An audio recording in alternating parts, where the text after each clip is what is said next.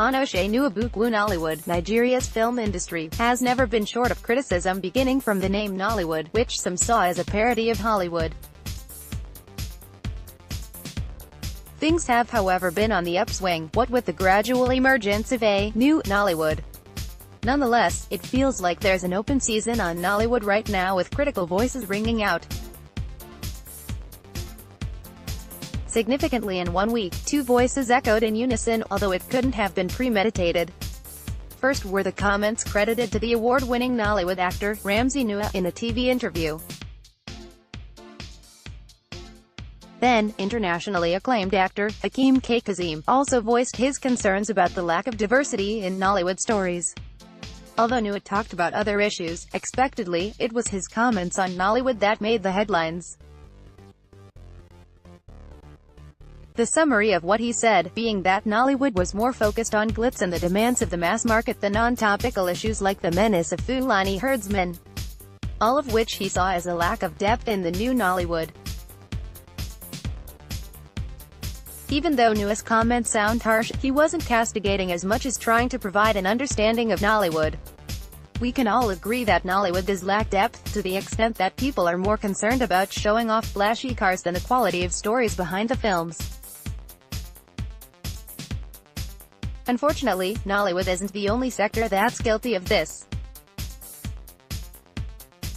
How much depth do other sectors have? How much depth is in the legal profession? What about academics? Does the music industry have depth? Is it diverse? Don't even mention politics. Why do we expect from our film industry what we don't have in our society? The point must, however, be made that we can't legislate depth or diversity. There's no film industry in the world where depth is the norm. The difference is that in Nigeria, those who choose depth over crass commercialization may end up with nothing. There ought to be avenues for more serious filmmakers to thrive. It's for the same reason otherwise serious musicians feel compelled to turn to wind your waist lyrics in order to blow. I'm more concerned about Nollywood's misplaced priorities. Is this idea to be like Hollywood for all the wrong reasons? The aim shouldn't be to out Hollywood. In the end, they are neither Hollywood nor good old Nollywood. Whatever we thought of or said about old Nollywood, millions of people around Africa and the rest of the world thought it was successful. This success was achieved on its own terms. Better technical quality was what many clamored for. Amaka Igwe used to stress that Nollywood needed better structure at all and not a change in its storytelling. This conversation continues. Ripping Nollywood in Durban. The Durban International Film Festival opens on Thursday, July 19th in Durban, South Africa. That's not all the news.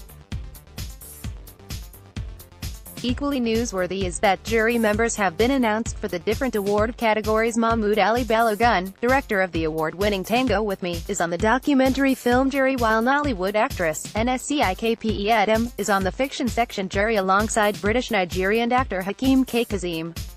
The Durban International Film Festival runs till Sunday, July 29, 2018.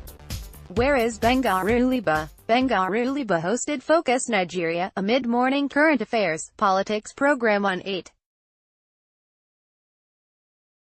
Every weekday morning around 10 a.m., Aruliba was sure to come on the air, strong on opinion, sometimes fancying himself in a courtroom grilling guests. However, Bengaru has been missing from our screens for a while now. In his place, Amaechi Enikwe, an old eight-face, has been hosting Focus Nigeria. Last Wednesday, July 11th, I made an attempt to watch the program. Enikwe opened with some kind of monologue giving his take on selected news items.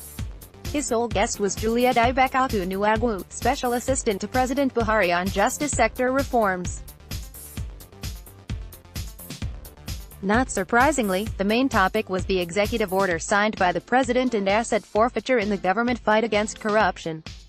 She was obviously there to present her side of the story and not to debate with any other guest with a contrary view. At some point, Enikwe tried to act the devil's advocate almost as an afterthought. He told his guest that many people accuse the president of being dictatorial and selective of the court orders his administration obeys. Onoshe Nwabuikwu the party line, mentioned the ODI invasion, Daria's impeachment, etc. all under the Obasanjo administration.